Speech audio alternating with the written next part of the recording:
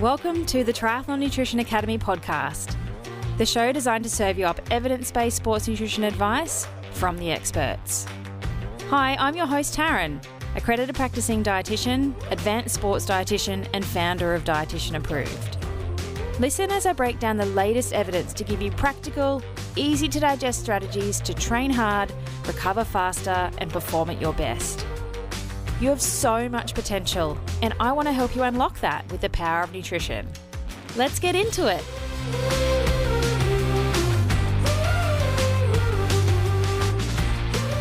Hey, how are you? We just had Cairns Ironman and 70.3 on the weekend just gone, and it was massive. We had so many athletes racing, and everyone did so well. I'm so proud of them. Quick shout out to Ryan, who did his first ever Ironman and smashed it in a time of 9:29. How crazy is that? He's on his way to Kona later this year. Also shout out to Kent Rowe and Peter Peckett, both Triathlon Nutrition Academy athletes who did the 70.3 and had not so ideal lead-ins, but still managed to have a really successful day in the office. So well done, lads.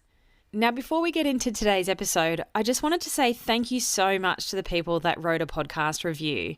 I want to read a couple out to you and give you a bit of a shout out just to say thank you and let you know that I do read them all, and I really appreciate you taking a couple of minutes to write something for me so I know who you are and where you're listening from and what it is that you want me to talk about. So shout out to Cheery, who I assume is Lisa Cheer, one of the Academy athletes, and she wrote best no BS approach. Absolutely love listening to Taryn's no BS approach to fueling our bodies for day-to-day living and adding the crazy sport of triathlon. So many great tips to get us to the magic feeling of the red carpet, feeling our absolute best. So thank you so much, Lisa. And from Macca, love this podcast. Easy and accurate information to inform triathletes about the fourth leg of triathlon. Taryn is passionate, educated, and shares information in a way that is easy to understand and implement in our busy triathlete lives. Amen, Macca. And the last one from BRLOED, whoever you are, shout out, thank you so much. Great, quick, quality advice. Really easy to listen to, nice bite-sized pieces of quality info. So thank you so much. Also quickly, just before we get into today's episode, I wanted to let you know that Coffee and Questions is coming back. Now, if you don't know what that is and you haven't been following me for a while, Coffee and Questions is where I jump on live and answer any sports nutrition related questions you have. So I'm bringing it back. I did it weekly in 2020, 2021, and absolutely got burnt out. So what I'm going to do this time is go live on the first Thursday of every month at 8:30 a.m. Brisbane, Australia time. And I'm going to do that inside the Dietitian Approved Crew Facebook group. So if you're not inside there, I'll pop a link in the show notes for you, or you can search on Facebook groups for Dietitian Approved Crew. That is the only place I'm going to go live. I'm not going live on Instagram. I'm not going live on the Dietitian Approved Facebook page. It is only for the legends that are inside that crew. And in there, I'll go live for 30 minutes on the first Thursday of every single month and answer whatever it is you need answered. Now, a little bit of a disclaimer, it's not individual advice, and I would really encourage you to book in for consultations if there is something really personal or medical that you need sorted. But it's your chance to pick an advanced sports dietitian's brain. Ask me anything, get yourself unstuck. So make sure you jump in there if you're not in there yet. Dietitian Approved Crew on Facebook. And I'll go live on the 7th of July at 8:30 a.m. Brisbane time. And having a look at the calendar, that's International Chocolate Day. So maybe that's a good time to start. All right, let's get into today's episode. Today, I wanted to talk you through some real food options to have on the bike. Now, I've definitely seen a shift away from commercial sports nutrition products in the years to more real food options. But what I would suggest is you play around with things because you don't have to have the same strategy year in, year out. I would encourage you to be using whatever your race nutrition is in the lead up to a key event. But in the off season, that's your perfect opportunity to look at more real foods. It can be cheaper that way, and you can also get more nutrients into the body by having real foods, things that sports supplements like gels and sports drinks just don't even offer.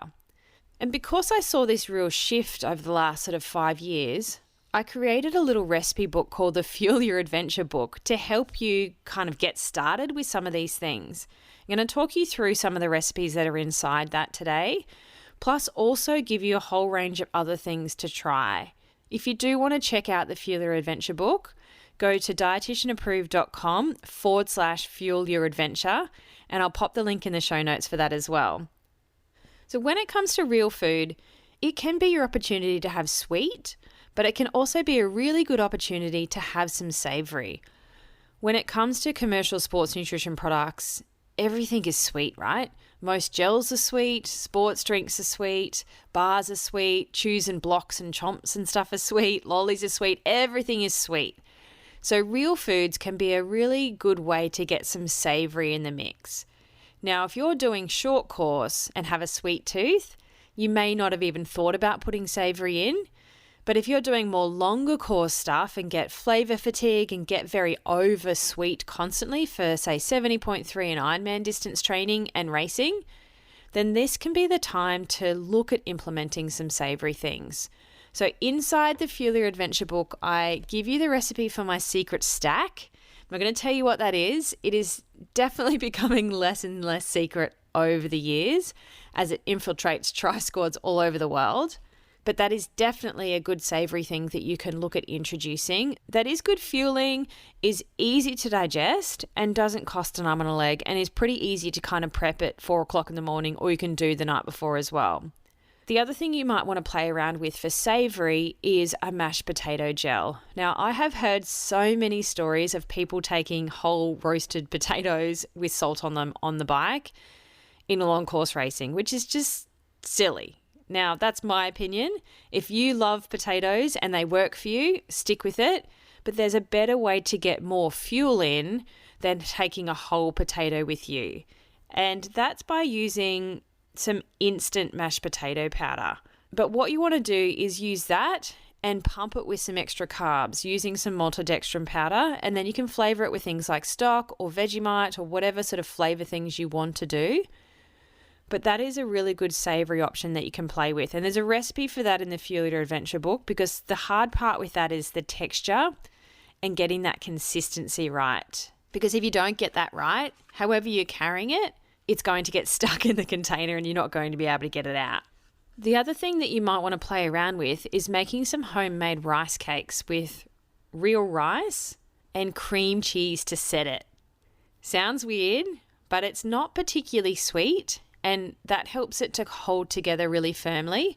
And then there are plenty of flavour options too that you can flavour that with. So there are a couple ideas for savoury. If you are really oversweet and looking to shake up your plan, then definitely look at implementing something like that, because you don't have to suffer through flavour fatigue and sweet overload all the time. We can easily fix that. It's just about understanding what you need to do to overcome that. Have you noticed that a lot of gels and sports drinks are creating products that are very low flavour profile or trying to take flavour out altogether? And that is definitely because people are oversweet. So that might be something you want to have a look at too if you get flavour fatigue, is looking and playing around with different products to change and shake up the flavour so you're not having to deal with the same thing constantly. The other thing I get people to play around with is all of the energy balls inside the Fuel Your Adventure book. I've got so many different flavors depending on what you like, and I definitely encourage you to try a couple of different things or even use a couple of different things in your plan, again, so you don't get flavor fatigue. But they are really nice little tiny balls that are packed full of fueling and energy and give you some nutrients as well, because they're whole foods. So we're getting some healthy fats. We're getting a little bit of protein so we don't eat away at our muscles during long rides. And there's even some ginger flavors in there as well, because ginger is a really nice palate cleanser. So again, if you're getting a manky mouth and oversweet and sick of commercial products, then implement something with ginger in it if you like it, or even if you don't like it, still try it, because ginger is a definite palate cleanser and you will notice a difference even after just having a little bit. So there's some ginger flavored balls, there's some choc mint flavor balls, there's lemon, there's apricot, there's banana peanut butter, yum, chocolate and mocha as well to get a bit of a caffeine hit. So energy balls could be a really good thing to have on long rides, in the off season. You can race in them too. I have a lot of mountain bikers use these recipes for longer course mountain biking, like the 24-hour events, because you can't just drink gels and sports drinks for 24 hours. That would suck. But it can form part of your plan. So you're having some of the commercial products as well as having some real food options too. The other thing that I have in the recipe book is a whole lot of bars. Now, you can buy your own muesli bars, whatever you like, take them out with you. They're easy, they're convenient, they're portable. They're around sort of 15 to 20 grams of carbohydrate per muesli bar. Unless we're looking at something like, say, a Cliff bar or a Winner's bar, they can be more like 30, 40 grams of carbs per bar, but they're much bigger. Or Carmen's bars do the big bars that you can get sometimes in the supermarket or from somewhere like a petrol station or a servo too. That could be another option. Or make your own.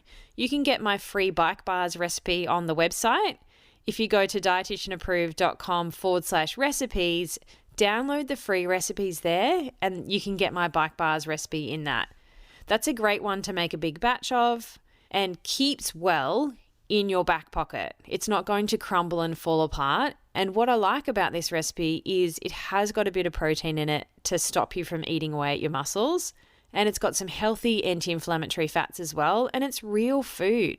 If you are somebody that gets hungry when you're out exercising, then chewing something can really help combat that. So whether you're making your own bars or buying some, that could be a good addition to your plan in the off season so that you're ticking some other nutrient boxes as well as doing a good job of your fueling. There are so many different varieties of things in the supermarket these days.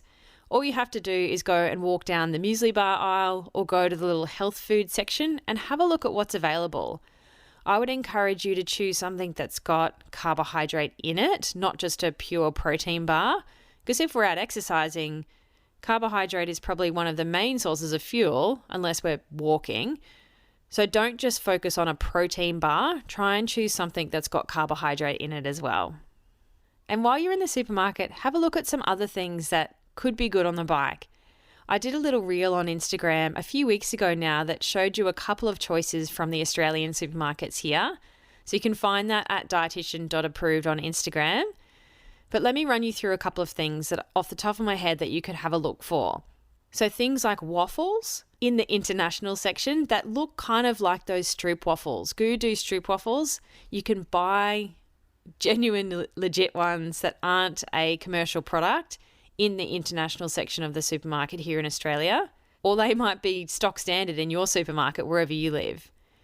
You could look at bread and sandwiches, rice cakes, crackers, ginger nut biscuits, barbecue shapes, pretzels, crisps, fruit like bananas transport well. Those big sucker medjool dates, they are about 15 grams of carbohydrate per date and are really easy to carry, really easy to eat, and can be a good addition to your plan if you're not intolerant to too much dates. Be careful with too much fruit though. It can kind of ruin your guts if you have a sensitive gut, but they can be a good addition to your plan. Or dried apricots or figs or anything like that. Think of the bike as the rolling buffet, remember? If you've got a little bento box on your top tube, that can be a great place to put a huge variety of things to muck around and play with it in your off season. You might also want to play around with making your own sports drink. I have a few clients that don't want to use any commercial products whatsoever. So in the Fuel Your Adventure book, there is a recipe for one homemade sports drink option, but there are plenty of ways to skin a cat. If that's you and you've been avoiding sports drink for that reason, then you can look at making your own. You just need to know the types of sugars to put in there and the right ratios, and then playing around with the flavor. You could also make your own gels too while we're on that. It's not difficult, but you do need to understand the types of sugars that you're using and how much you need and getting the ratios right for maximum digestion. Because if you get that wrong, you can more likely risk gut upset, which I definitely don't recommend. So some things that I wouldn't recommend you have on the bike then, if we're talking about real food options, everything that I've just listed is carbohydrates, right? It could be combinations of some other macronutrients like proteins and fats, but predominantly we want to focus on carbohydrate if we're fueling during exercise, unless you're fat adapted, but we're not going down that rabbit hole today. So think carbohydrate foods. So things that you wouldn't have on the bike, if we're talking real food then, would be very protein-rich foods. So things like meat and boiled eggs. I have seen people use biltong. You could have a little bit of that just for a bit of savoury, a little bit of protein to make sure you're not eating away at your muscles. But I wouldn't be relying on using that as a sole source of fueling because it doesn't have much carbohydrate, if any. I also wouldn't be focusing on putting a whole heap of fat into your fueling unless you're fat adapted. But if you're a carb-fueled athlete, then we don't want to be doing things like avocado or nut seed bars. We want oat-based muesli bars, not nut bars. I wouldn't do things like tinned salmon or tinned tuna or smoked salmon either, or cheese or cottage cheese or cream cheese, things like that as the sole source of your fueling or a big component of your fueling. All of those things, both protein and fat, are going to slow down the digestion of food in your stomach. So if you're exercising, we don't necessarily want to be doing that. We want to make sure that things are working properly. So carbohydrate foods are your focus. And if we're using more real foods, then they're likely to have a bit of protein and a little bit of fat in them anyway. We don't need to be focusing on putting those other things in. So if you're in your off season or you've just started your off season, I want you to start to think about your fueling on the bike a little bit differently. You don't have to keep up the same pace with fueling and the types of foods that you use during your race prep. Off-season is a perfect time to start playing around with different things and tweaking your strategies because your race nutrition plan is going to evolve over time anyway. It's never going to be the same. And I always tell that to clients when I write their race nutrition plans, like this is your plan for this race right now. As you get fitter, you get faster, your gut gets used to having food in it during exercise, then things can change. You're not stuck and fixed with that same plan forever. Ideally, you want to tweak and evolve and develop it over time rather than just sticking to the same thing. If you want to get your hands on the Fuel Your Adventure book, head to dietitianapproved.com/fuel your adventure. If you're in Australia, all of the postage is included there in the price. If you are overseas, just get in touch with us because the postage is different if we're posting outside of Australia.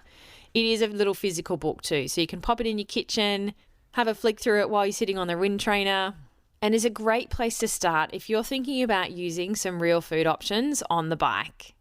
And don't forget, if you're not inside the Dietitian Approved Crew Facebook group yet, click on the link in the show notes here or search for it in Facebook and come and join us for coffee and questions. So 7th of July, 8:30 a.m. Brisbane time, and come and pick an advanced sports dietitian's brain. I'll see you there. Thanks for joining me for this episode of the Triathlon Nutrition Academy podcast. I would love to hear from you. If you have any questions or want to share with me what you've learnt, email me at podcast@dietitianapproved.com. You could also spread the word by leaving me a review and taking a screenshot of you listening to the show. Don't forget to tag me on social media at dietitian.approved so I can give you a shout out too. If you want to learn more about what we do, head to dietitianapproved.com. And if you want to learn more about the Triathlon Nutrition Academy program, head to dietitianapproved.com/academy. Thanks for joining me, and I look forward to helping you smash it in the fourth leg. Nutrition!